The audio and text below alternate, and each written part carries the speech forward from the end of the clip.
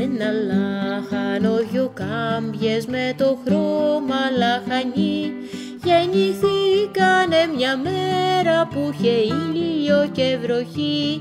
Ήταν τόσο πεινασμένες κι είχαν όρεξη μεγάλη λαχανόφυλλα να φάνε πριν προλάβουν κάποιοι άλλοι.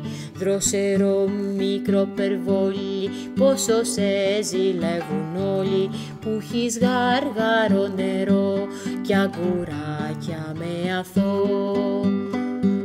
Μέρες τρώγαν με μανία και μεγάλωσαν πολύ, ώσπου ήρθε πεινασμένο κι κοντά ένα πουλί. Μ' έχει πιάσει μια λιγούρα, λέει, και πριν να το σκεφτεί, τρώει αμέσως μια κάμπια, τρέχει άλλη να κρυφτεί.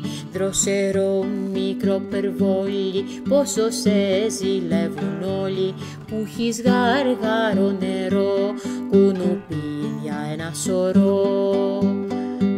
Κι άρχισε ευθύς να βγάζει απ' το σώμα ένα υγρό, που γινότανε κουκούλι, πουλένιο και ζεστό.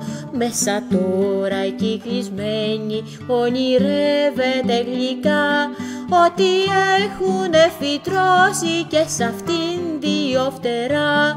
Δροσερό μικρό περβόλι, πόσο σε ζηλεύουν όλοι, που έχεις γάργαρο νερό κι αγκουράκια με αθώο.